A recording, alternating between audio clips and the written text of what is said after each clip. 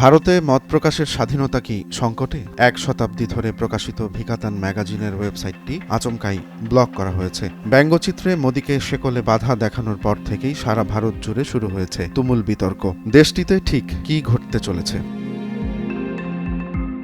১৩ই ফেব্রুয়ারি তামিলনাড়ুর জনপ্রিয় ম্যাগাজিন ভিকাতান একটি কার্টুন প্রকাশ করে। সেখানে দেখা যায় মার্কিন প্রেসিডেন্ট ডোনাল্ড ট্রাম্পের সামনে শেকলে বাধা অবস্থায় বসে আছেন ভারতের প্রধানমন্ত্রী নরেন্দ্র মোদি। দৃশ্যটি যেন প্রতীকী, যেখানে যুক্তরাষ্ট্রের অভিবাসন নীতির প্রতিবাদ না করে উল্টো ট্রাম্পের সামনে নতজানু মোদিকে সবার সামনে তুলে ধরা হয়েছে।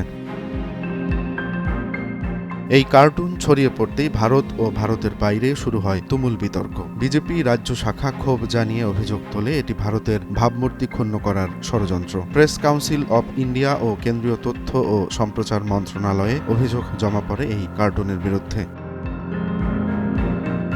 তারপর হঠাৎ করেই ভিকাতান ম্যাগাজিনের ওয়েবসাইট ব্লক হয়ে যায়। এ নিয়ে প্রশ্ন উঠেছে, এটি কি নিছক কাকতালীয়, নাকি দেশটিতে মত প্রকাশের স্বাধীনতার উপর কোনো হস্তক্ষেপ? তামিলনাড়ুর মুখ্যমন্ত্রী এম.কে. স্ট্যালিন সরাসরি বিজেপির বিরুদ্ধে অভিযোগ তুলেছেন। তিনি বলেন, ১ শতাব্দী ধরে সাংবাদিকতার ইতিহাসে থাকা ভিকাতানের ওয়েবসাইট বন্ধ করে দেয়া স্বাধীন মত প্রকাশের উপর আঘাত। বিজেপি যেন ফ্যাসিবাদী আচরণ শুরু করেছে।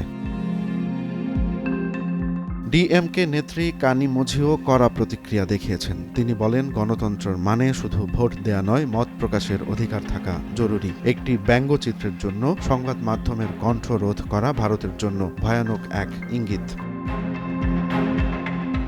অন্যদিকে ভিকাতান কর্তৃপক্ষ বলছে, তারা ওয়েবসাইট বন্ধের সুনির্দিষ্ট কারণ জানার চেষ্টা করছে এবং কেন্দ্রীয় সরকারের কাছে বিষয়টি তুলে ধরবে।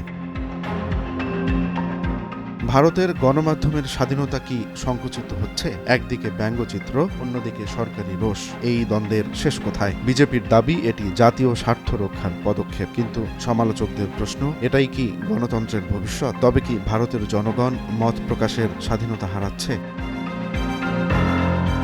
রোমান্স তালুকদার, নয়া দিগন্ত।